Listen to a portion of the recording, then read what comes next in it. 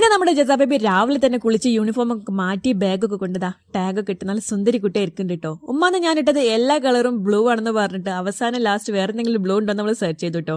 Camera on ആണെന്ന് ഞാൻ പറഞ്ഞപ്പോഴേക്ക് ഏകദേശം നാണിച്ചതാ തിരിഞ്ഞിരിക്കുകയാണ്. ഇന്ന് കുഴപ്പമില്ലാത്ത ക്യൂട്ട് എക്സ്പ്രഷൻസ് കാര്യങ്ങളൊക്കെ തരുന്നുണ്ട്. എന്തോ ഒരു പോസിറ്റീവ് വൈബിലാണെന്ന് തോന്നുന്നുണ്ട്. ഇതാ ഇവളുടെ കാര്യം പറയുകയാണെങ്കിൽ നമ്മുടെ വീട്ടിലുള്ള സ്ഥിരം കക്ഷിയാണ്. പക്ഷെ ഇവളെ കണ്ട നമ്മുടെ ജസാ ബേബിയോ ഇതാണ് അവസ്ഥ. വീട്ടിലെ വല്ല വീരശൂര പരാക്രമിക്കുകയാണ്. ഏതായാലും കുറച്ചു നേരം വെയിറ്റ് ചെയ്തപ്പോൾ വണ്ടി വന്നിട്ടുണ്ട് കേട്ടോ.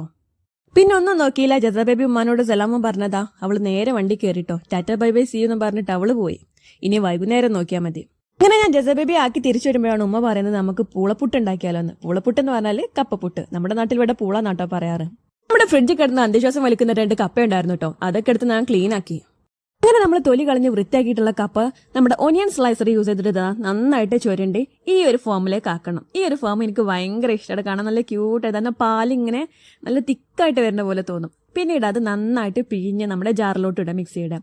ഇത് പിഴിഞ്ഞത് എന്താണെന്ന് ഉമ്മാനോട് ചോദിച്ചപ്പോൾ ഉമ്മ പറയാം അതിന്റെ കട്ട് പോകാനാണെന്ന്. ഇത് ഉമ്മക്ക് ചെറുപ്പത്തിൽ കഴിച്ചിരുന്ന ഫുഡാണ് അമ്മ പറയുന്നത്. ഉമ്മ ഞാൻ ഇട്ടോ ഉണ്ടാക്കുന്നതും. ഇത്തരത്തിലുള്ള ട്രഡീഷണൽ ഐറ്റംസ് ഒന്നും എനിക്കറിയില്ല, ഉമ്മ ഞാൻ ഉണ്ടാക്കാറ്. അങ്ങനെ ഓരോ പ്രാവശ്യം വീഴുമ്പോഴും ഓരോ കഥകൾ പറയാനുണ്ടാവും. പിഴിഞ്ഞ് വെച്ച കപ്പ നമ്മുടെ മിക്സിയുടെ ജാറിലിട്ട് ചെറുതായിട്ടൊന്ന് അടിച്ചെടുക്കട്ടോ. അതിനുശേഷം നല്ല അരിപ്പൊടിയും പുട്ടുപൊടി ആയാലും നമ്മുടെ പത്തിരിപ്പൊടി ആയാലും എന്തായാലും ഇതിന് ആപ്റ്റാണ് കേട്ടോ. ഞങ്ങൾ ഇന്ന് പുട്ടുപൊടിയാണ് ഇട്ടിട്ടുള്ളത്. ഇച്ചിരി ഉപ്പും കൂട്ടി നന്നായിട്ട് കുഴച്ച് നമ്മുടെ പുട്ടും പൊടിയുടെ പരുവത്തിലാക്കി എടുക്കണം. ഇതാണ് കേട്ടോ അതിന്റെ കൺസിസ്റ്റൻസി. നമ്മുടെ മാവ് റെഡി ആയി കഴിഞ്ഞാൽ പിന്നെ നമുക്ക് തേങ്ങയുടെ കാര്യം നോക്കിയാൽ മതി. തേങ്ങ നല്ല പച്ച തേങ്ങ ആയിരിക്കും ഏറ്റവും ബെറ്റർ ആവുക. ഇവിടെ പച്ചത്തേങ്ങ തീർന്നുകൊണ്ട് തൽക്കാലമായിട്ട് നമ്മൾ ഈ ഒരു തേങ്ങ വെച്ച് അഡ്ജസ്റ്റ് ആക്കണം. ഉയരം കൂടും തോറും ചായക്ക് രുചി കൂടുന്നു പറയണതിന് പച്ചത്തേങ്ങയാകുമ്പം പുട്ടിന് മധുരം കൂടും.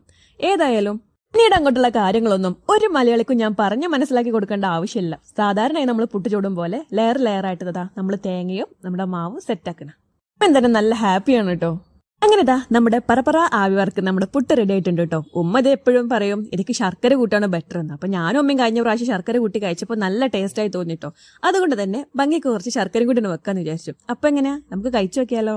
പക്ഷെ ഞാൻ കഴിക്കുന്നതിന് മുമ്പ് ഒരു കാര്യം പറയട്ടെ, എല്ലാവരും ഇതൊന്നും ട്രൈ ആക്കി നോക്കണം കേട്ടോ വീട്ടില്. അപ്പൊ എങ്ങനെയാ ഞാൻ അങ്ങ് തുടങ്ങിയാലോ. ഏതായാലും ലൈക്ക് ചെയ്യാനും ഷെയർ ചെയ്യാനും സബ്സ്ക്രൈബ് ചെയ്യാനും മറക്കല്ലേ. പുട്ട് അടിപൊളിയാണ് കേട്ടോ.